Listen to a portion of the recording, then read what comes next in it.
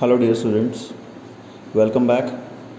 And we were doing the chapter is Matter Around Us Pure for class 9,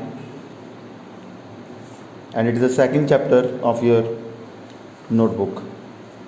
Okay, and in the last lecture, we did about something about solutions. And what are solutions? A homogeneous mixture of two or more chemically non-reacting substances is known as solution, and it is of three types: binary, ternary, quaternary, right, on the basis of the components present in the solution.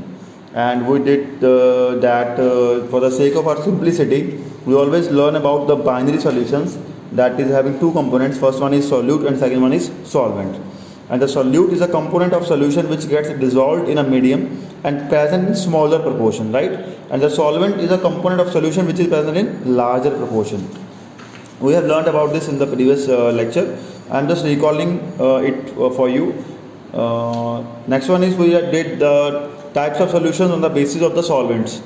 So if we select the solvent as a water, then the solution is known as aqueous solution. If the solvent is other than water, then it is known as non-aqueous solutions, right?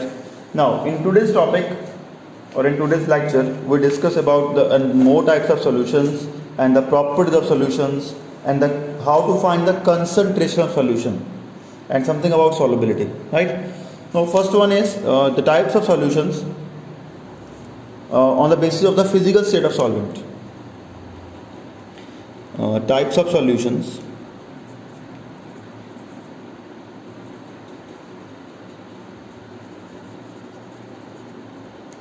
on the basis of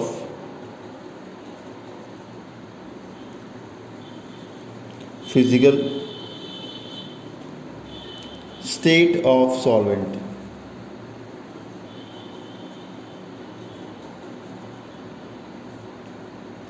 Right? Now, the solutions can be categorized into three different types on the basis of the physical state of the solvent, and these are: the first one is solid solutions, the solutions in which solid act as a solvent. तो जिनमें solid बेटा एक्ट करेगा as a solvent, जैसे for example we have suppose this is solute, this is solvent. Suppose solid, solid, solid. Now it can be a solid solutions beta can be again of three types again. First one is we can say that solid in solid, liquid in solid, gas in solid. तो वो तीन तरह के होंगे बेटा आगे फिर solid solutions, जिनमें सॉल्वेंट सॉलिड ही होगा, पर सॉल्यूट जो है वो सॉलिड, लिक्विड और गैस तीनों में से कोई भी एक हो सकता है, right? Clear? And if solid is act as a solute in a solvent which is also solid, then it's example is एलोआइज.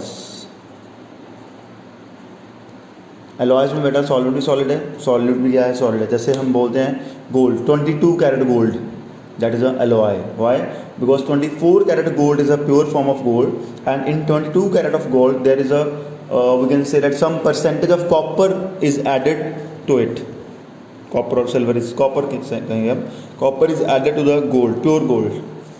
तो क्यों? क्योंकि 24 कैरेट गोल्ड है बेटा, वो बहुत सॉफ्ट होता है. तो हमने कोई नेकलेस बनाना है तो वो बहुत सॉफ्ट बनेगा, इसलिए उसको थोड़ा सा हार्ड करने के लिए we will mix copper in the pure 24 carat gold to make it 22 carat, 18 carat, 20 carat, 21 carat, 23 carat and so on. ठीक है? तो वो वहाँ इस जो 22 कैरेट गोल्ड है उसमें गोल्ड क्या है? सॉल्वेंट, सॉलिड है. कॉपर क्या है? सॉल्यूट, क्योंकि वो लेसर अमाउंट में है. तो सॉलिड इन सॉलिड सोल्यूशन की एग्जांपल हो गई एलॉयज. अभी हम बात करेंगे लिक्विड इन सॉलिड. इसको बोलना भी ऐसे है, लिक्विड इन सॉलिड, क्योंकि liquid act as a solute and solid act as a solvent. तो they are known as example है इनकी हाइड्रेटेड सॉल्ट्स. हाइड्रेटेड सॉल्ट्स बेटा, हाइड्रेटेड सॉल्ट्स जो हैं उनकी एग्जाम्पल है copper sulphate, hydrated copper sulphate, CuSO4, sorry excuse me, CuSO4.5H2O. एक formula है कॉपर सल्फेट का, इसे क्योंकि इसमें ये इसको बोलते हैं बेटा water of crystallization, water of crystallization H2O को, ये बाद में कभी बता दूंगा प्लीज़, अभी आपके 9th के लेवल पे नहीं है तो जस्ट नॉलेज के लिए याद रखना। This is known as water of crystallization, और आपकी लैब में अवेलेबल होगा। ये होता है हमेशा ब्लू कलर का, इसको बोलते हैं blue vitriol, VITROL, blue vitriol. Clear? तो ये होता है copper sulphate, that is 5H2O, तो इसको बोलते हैं हाइड्रेटेड कॉपर सल्फेट। इसमें पानी कम है और सॉलिड क्या है, ज़्यादा है, तो लिक्विड इन सॉलिड हो जाएगा blue vitriol, that is hydrated copper sulphate. Hydrated salts हैं, जैसे होता है एक होता है हाइड्रेटेड फेरस सल्फेट, वो होता है ग्रीन कलर का। तो ऐसे बहुत तरह के सॉल्ट हैं जो हाइड्रेटेड फॉर्म में होते हैं। जैसे हमारे पास अगर घर में होता है ना वो वॉशिंग सोडा, तो वॉशिंग सोडा की एग्जांपल देता हूँ मैं आपको।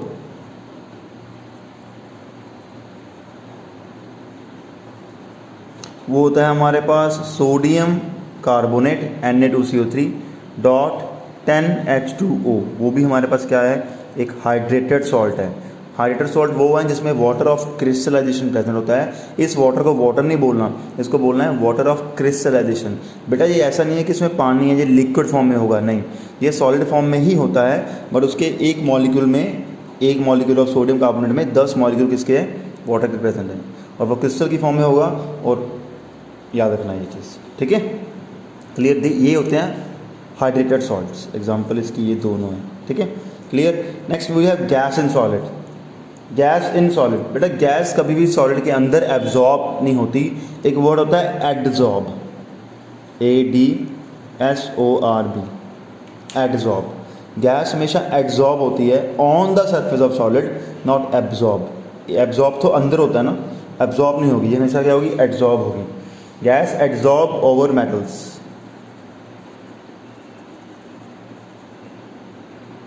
तो इसकी एग्जांपल ये आएगी कि gas adsorb over metals.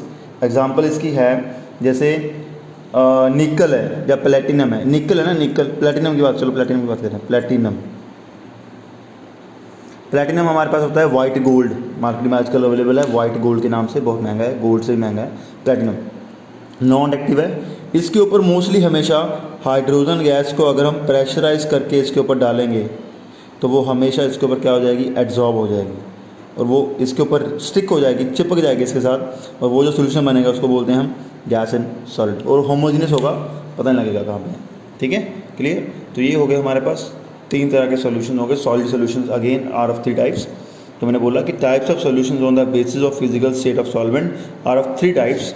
First one is solid solutions, second one is होता है लिक्विड सॉल्यूशंस,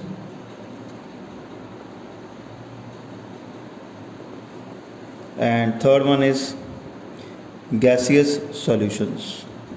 तो तीनों को हम अलग अलग स्टडी करेंगे। तीनों ही आगे फिर 3 तरह के हैं। जैसे solid solutions are again of 3 types, what is solid in solid, liquid in solid, gas in solid. Again liquid solutions are again of 3 types, solid in liquid, liquid in liquid आ जाएगा, gas in liquid. And gaseous solution are again of 3 types, solid in gas, liquid in gas, gas in gas. तो we will discuss now liquid solutions in detail, clear? बेटा एक चीज़ और, you can take the screenshots of these screens as you can see, because मैं आपको इसके notes नहीं भेज पाऊँगा, ठीक है, क्योंकि ये इरेज हो जाता है, ये पेज पे नहीं कर रहा मैं, ओके? तो next we will study, we learn about liquid solutions.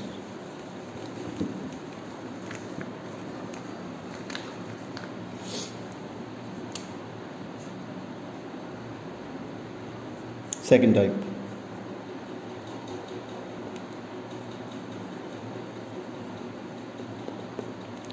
Liquid solutions.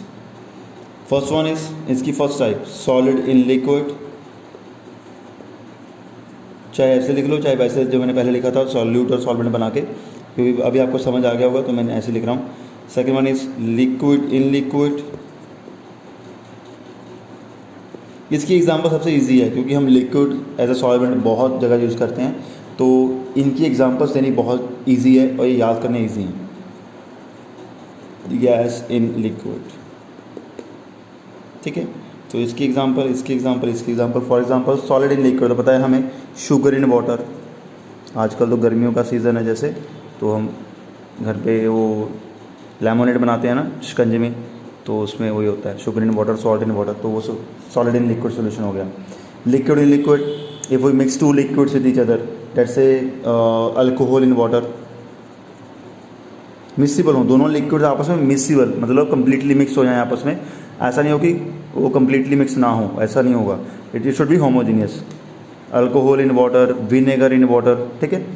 Gas in liquid हमारे पास होता है ना एरेक्टेड ड्रिंक्स, कोल्ड ड्रिंक्स आते हैं। कोल्ड ड्रिंक्स सभी नहीं, कोल्ड ड्रिंक्स होता है जो ठंडे होते हैं, ठीक है, तो उनको बोलता है जिन ड्रिंक्स में, जो हम सॉफ्ट ड्रिंक्स पीते हैं जिनमें गैस होगी ना, ठीक है ना, वो जिनमें फिज होती है, fizz, that are known as aerated drinks.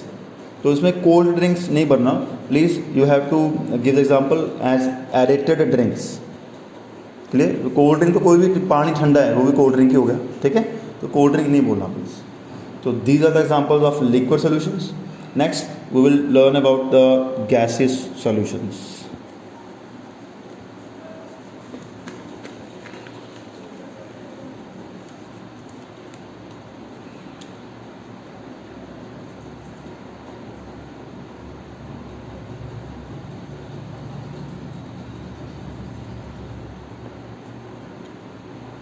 इनमें solvent act as a gas always. First one is solid in gas, second one is liquid in gas, third one is gas in gas, ठीक है। तो solid in gas example है camphor in air, होता है ना, camphor is shows sublimation, naphthalene shows sublimation, iodine shows sublimation, that we did in the first chapter, ठीक है। तो कैम्फर के जो फ्यूम्स हैं वो हमेशा सब्लिमेशन हो गई in the form of vapour state, वो किस में जाएगा, एयर में जाएगा, तो camphor in air, we can give example of this. और we can say smoke, smoke में क्या होता है, carbon particles in air, that is also gas in solid in gas, carbon particles कम होते हैं पर गैस एयर ज़्यादा होगी, ठीक है। Liquid in gas, clouds, fog, clouds में पानी कम होता है पर हवा ज़्यादा होती है, ठीक है, तो क्लाउड्स, फॉग एटसेट्रा, ठीक है। Next one is gas in gas, air, that is a common example, air is a mixture of gases, clear, okay. So these are the three types of solutions on the basis of the physical state of solvent, and they are of three types: solid solutions, liquid solutions, and gaseous solutions, which are again of three types individually, ठीक है, okay, clear. So these are the types of solutions, you have to learn it and you have to learn the examples, because examples are very much important in this case, ठीक है। बाकी तो हो जाएगा, examples किसकी example क्या है और क्या है नहीं, इस पर थोड़ा सा फोकस कर लेना, वो ज़्यादा इंपॉर्टेंट है, ठीक है। Next one is we are going to do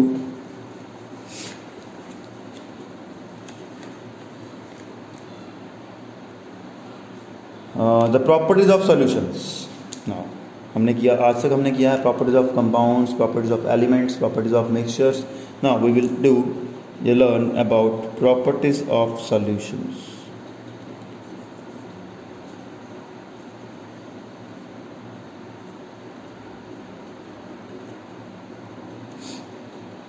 Right, now the properties of solution beta, or the question comes in paper like that, what are the general characteristics of solutions, both are same things, ठीक है, in both the cases we have to give the same answers. The first one is, first हमने कर लिया, it is always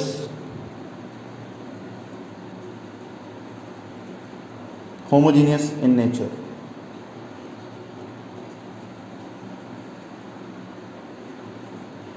The second one is the solute particles in a solution easily pass through the filter paper, मतलब it cannot be filtered through the filter, ordinary filter, you can say that it cannot be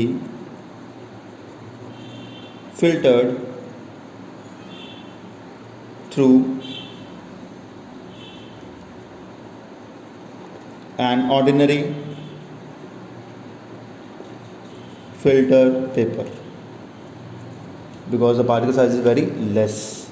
और याद रखना एक चीज़ और, the particle size मैं बता दूँ आपको, are smaller than the size of particles of solution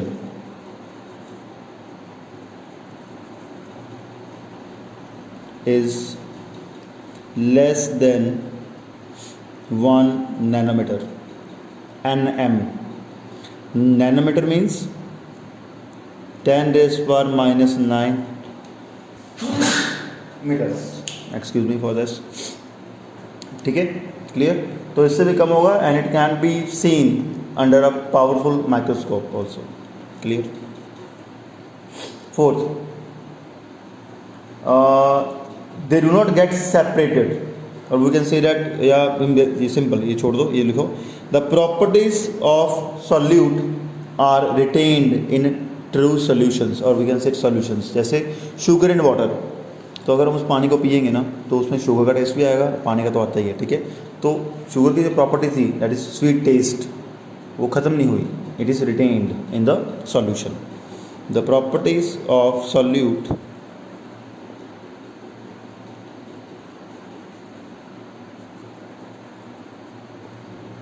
retain in solution. ठीक है, clear?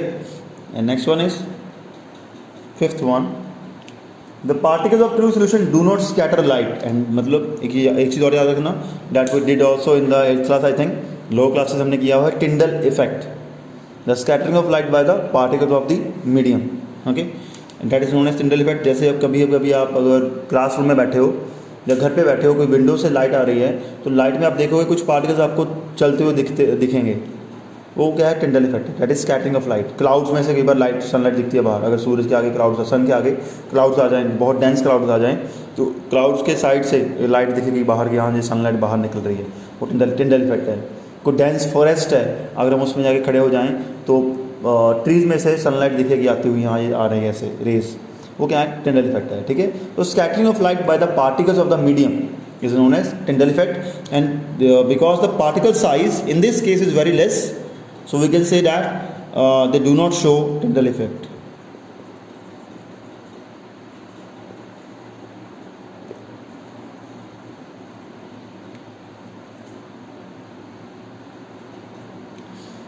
The sixth one is the solute particles in a solution do not settle on keeping. It means that they do the solution is quite stable. जैसे होता है ना, there are some medicines available in the market in the liquid form on which it is written that shake well before use. कुछ medicine available है market में जिसमें लिखा होता है शेक वेल बिफोर यूज़, क्योंकि वो कोलॉइडल फॉर्म, आगे कराऊंगा मैं, वो सस्पेंशन या कोलॉइडल होती हैं. बट जो ट्रू सोल्यूशन है ना बेटा, उसको कभी हमें शेक करना नहीं पड़ता, क्योंकि उसको हम कितना मर्जी टाइम ऐसे रख लें, उसके पार्टिकल्स, जो सोल्यूट के पार्टिकल्स हैं, वो कभी भी नीचे नहीं बैठेंगे, वो हमेशा डिस्पर्स ही रहेंगे सोल्यूशन में, मतलब कम्प्लीटली उसमें स्कैटर ही रहेंगे, वो कभी इकट्ठे नहीं होंगे. जैसे कोई शुगर सोल्यूशन है, अगर हम उसको रख दें, ऐसा थोड़ी कि शुगर नीचे बैठ जाएगी 8 घंटे बाद, 10 घंटे बाद, नहीं होगा ऐसा. ठीक है, वो उसमें ऐसे ही रहेगी. ठीक है बेटा, क्लियर? तो we can say that the solution is stable.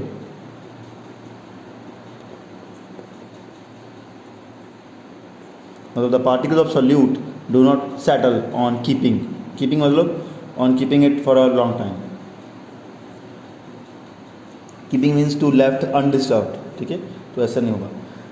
And it is always transparent in nature, because particle size is very less and we can't see in the microscope, तो हम नेक्ड आई से तो देख ही नहीं सकेंगे. ठीक है, तो that's why it is transparent. 3 word होते हैं, ट्रांसपेरेंट, ओपेक एंड ट्रांसल्यूसेंट. तो बताऊंगा. ओपेक होता है जिसके आर पर कुछ नहीं दिखता, जैसे हमारा मोबाइल फ़ोन है या हमारा, आप बोलो सर कैमरा चला के सब कुछ दिखता है, ऐसे नहीं होता बेटा. अगर हम आगे रख दें किसी चीज़ के, वो पीछे वाली चीज़ नहीं दिखेगी. ठीक है, हमारी वॉल्स हैं घर की, हमारे रूम की वॉल्स हैं, वो सारे ओपेक हैं. ट्रांसल्यूसेंट होता है, मम्मा का दुपट्टा होता है ना, उसके आर पर देखोगे ना तो थोड़ा बहुत दिखेगा, थोड़ा बहुत प्रॉपर क्लियर इमेज नहीं दिखेगी, ऐसा लगेगा कि हाँ कोई खड़ा है पर कौन है पता नहीं लगेगा. ठीक है, तो दैट इज़ ट्रांसल्यूसेंट. ट्रांसपेरेंट तो पता है जिसके आर पार सब कुछ दिखेगा, जैसे ग्लास लगा हुआ है कोई. अगर ओपेक है, जो बिल्कुल ही सपोज हम ग्लास के ऊपर ग्लास को पेंट कर दें तो उसके आर पार कुछ नहीं दिखेगा. ठीक है, और ग्लास के ऊपर कोई ईचिंग करा दें, ईचिंग होती है ना, डिज़ाइन डालते हैं कुछ, तो वो डाल दें तो उसके अराउंड दिखेगा कुछ ना कुछ भी, कुछ है पर क्या है पता नहीं लगेगा, तो वो क्या होता है? ट्रांसल्यूसेंट. ठीक है, Clear? So these are the properties of the solutions. You can take the screenshot also of this if you want.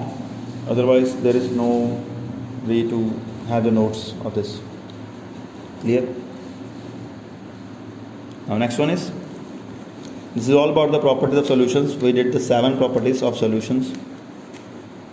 The next topic for this is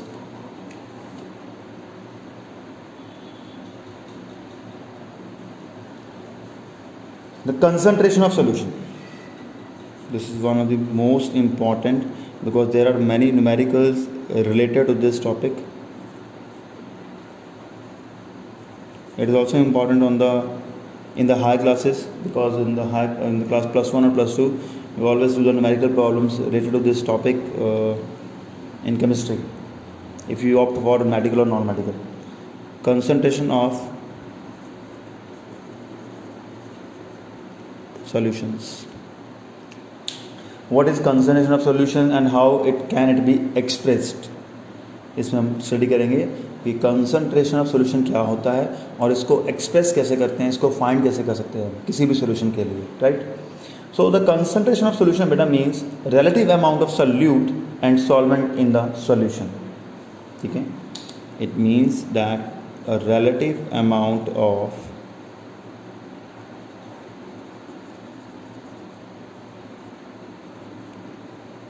solute and solvent in the solution. पता करना है हमने कि particular solvent है, इसके comparatively इसमें solute कितना है, या ये सॉल्यूट है इसके कंपैरेटिवली इसमें सॉल्वेंट कितना है, तो वो है हमारे पास कंसंट्रेशन होती है वो. ठीक है, and solution can be called as dilute solution और the concentrated solution depending upon the amount of solute present in the solution. ठीक है, अगर तो चलो बताता हूँ आपको. Concentration of solution can be expressed according to ways. Dilute solutions,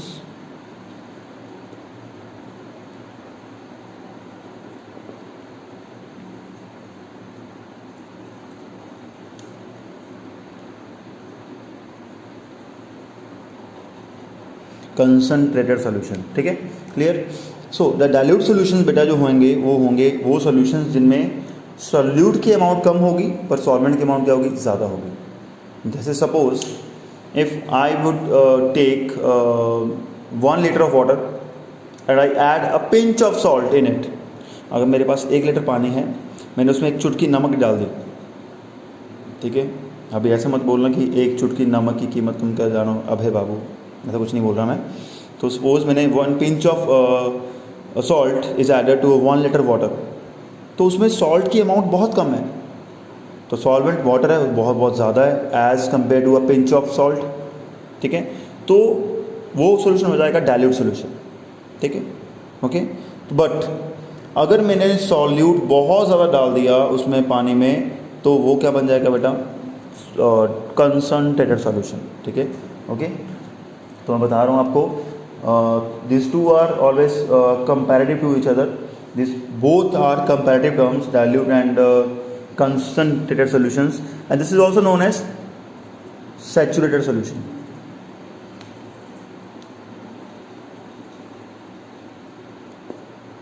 ठीक है, इसको ये भी बोल सकते हैं हम concentrated और saturated solution. ठीक है, and these both are the comparative terms or qualitative terms. We can say, for example, let us prepare 2 solutions of copper sulfate of sugar. Let us compare 2 solutions of sugar. Suppose एक beaker ले लिया मैंने, एक beaker ले लिया मैंने ये. ठीक है, मैं 2 सोल्यूशन बना रहा हूँ, एक ए बीकर है एक बी बीकर है. And solution A is prepared by dissolving 1 pinch of sugar या सॉल्ट इन वाटर. इसमें मैंने वाटर ले लिया, इसमें भी ले लिया मैंने वाटर ले लिया. ठीक है, clear? Suppose water is taken as 100 ml, this is also 100 ml. ठीक है, I am adding a pinch of salt in this. ठीक है, but in solution B, suppose solution B is prepared by dissolving, suppose we can consider 5 to 6 spoons, 5 to 6 tablespoons या spoons of salt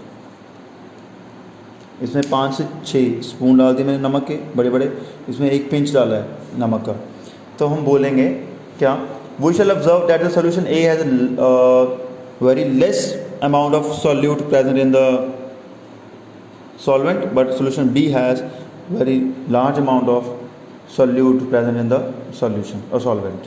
Therefore, solution A can be regarded as dilute solution, but solution B can be regarded as concentrated solution.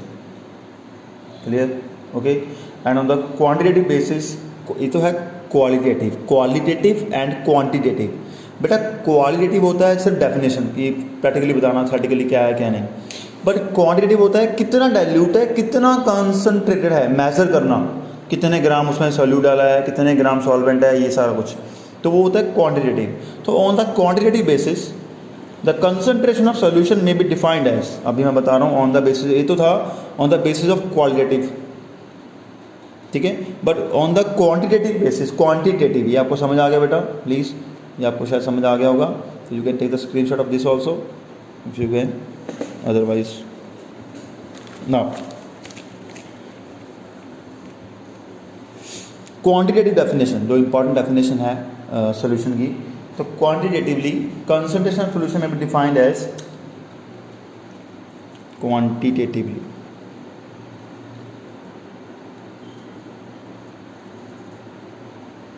Quantity से आया word, quantity से word है quantitative. The concentration of solution may be defined as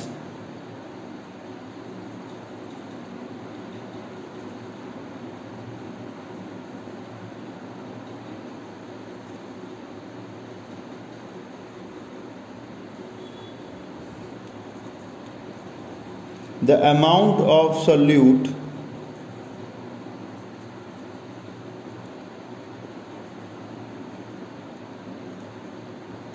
present in given amount of solution, और solvent बोल सकते हैं, solution ले लो, present in given amount of solution या फिर solvent, दोनों में से कुछ भी, कोई चक्कर नहीं। That is known as concentration of solution, which is the exact or actual definition that we will always consider as the best definition for expressing the concentration of solution. ठीक है, and there are beta many ways to express the concentration of solution, but in this present chapter we will study only 3 ways to express the concentration of solution. इस present chapter में आपके 9th के level पे बोल सकते हैं हम, या सिलेबस के पे बोल सकते हैं हम, we will discuss only the 3 ways to express the concentration of solutions and with the related numerical problems के साथ करेंगे। और एक चीज़ और, 9 to 11 वेज हैं एक्चुअली, 9 से लेके बेटे 11 तक टोटल एक्चुअली ऐसे मेथड हैं जिससे हम कंसंट्रेशन ऑफ सॉल्यूशन फाइंड कर सकते हैं। +1 में आएगा आपको ये, and but now in the present chapter, in the present class we will discuss only 3 ways to represent the concentration of solution. ठीक है, the first one is mass by mass या mass percentage।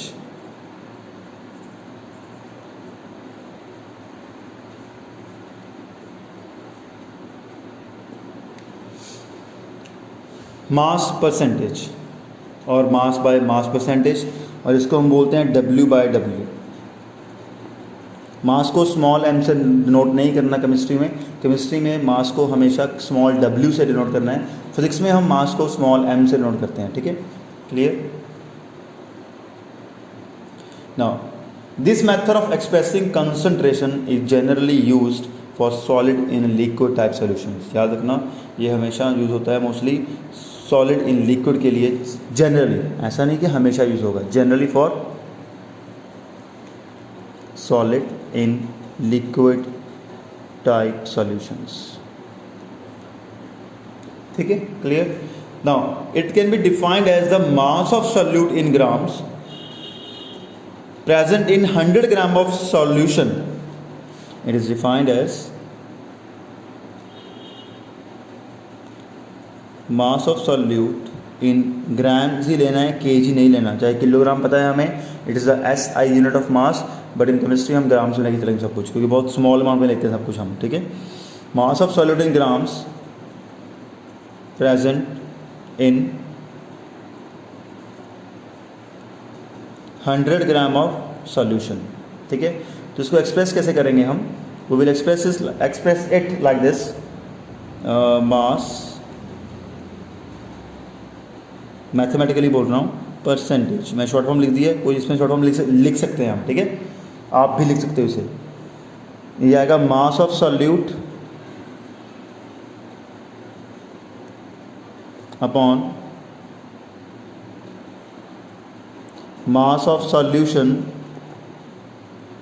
into 100. So this is actual formula that you have to learn for numericals to express the concentration in mass percentage. ठीक है, क्योंकि solution का मास हमें पता है, इसको हम ऐसे लिख सकते हैं, और सोल्यूशन का मास हमें पता है क्या होता है, हमेशा मास of solute plus mass of solvent भी होता है। तो इसको ऐसे लिख सकते हैं, इसको नीचे वाले को अगर हमने चेंज करके लिखना हो, थोड़ा सा ज़्यादा एक्सप्लोर करके लिखना हो, mass of solute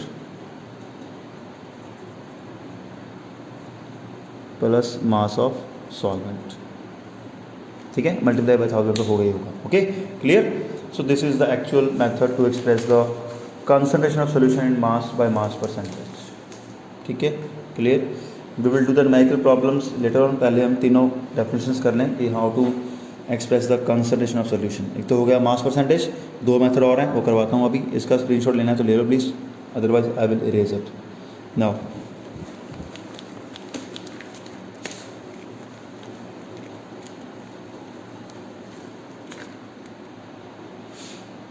next one is बेटा mass by volume percentage.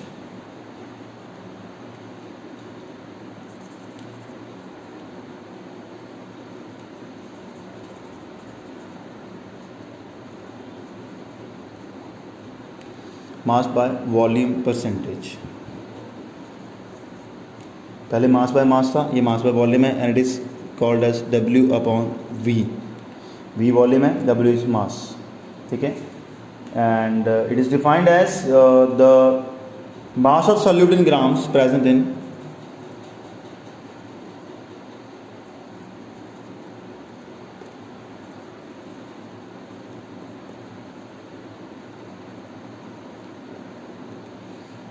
100 ml, ml is millilitre, m small l capital, मैंने बताया हुआ पहले ये, ठीक है, ml of solution.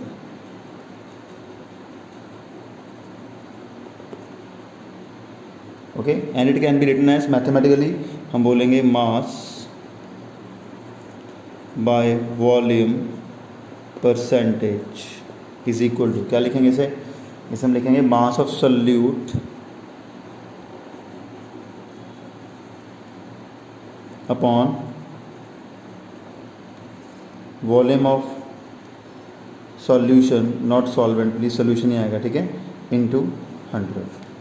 This is the next formula that you have to learn for expressing the concentration of numericals, concentration of sorry solution in numerical problems. Okay, third one is volume by volume percentage.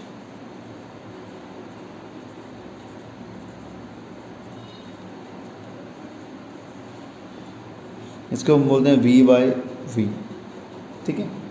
It is generally for, पता ही हमें क्या लग रहा है, हमें liquid in liquid solutions. ये भी solid in liquid के लिए होगा, वो भी सॉलिड है, ये लिक्विड होगा नीचे सॉल्यूशन, ठीक है। तो ये हमें ये है लिक्विड इन लिक्विड के लिए, तो ये सिंपल ही होगा, वैसे ही मास में डिफाइन नहीं लिख रहा, सिंपल लिख रहा हूँ। ये आएगा volume of solute in ml present in 100 ml of solution, ठीक है। तो मैं इसको it can be defined as volume of solute in ml present in 100 ml of solution, ठीक है। एंड इसको हम लिख सकते हैं V बाय V परसेंटेज, ऐसे शॉर्ट फॉर्म में लिख सकते हो, कोई चक्कर नहीं है। क्या आएगा, volume of solute upon volume of solution multiply by 100, सब कुछ 100 ml में है। तो ये थर्ड फॉर्मूला है that you have to learn for the numericals. Okay, clear? So this is all about today's we can say lecture.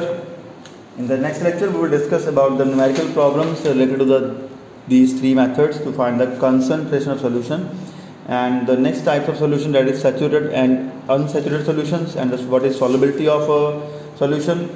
And again there's a lots of work to do for this chapter.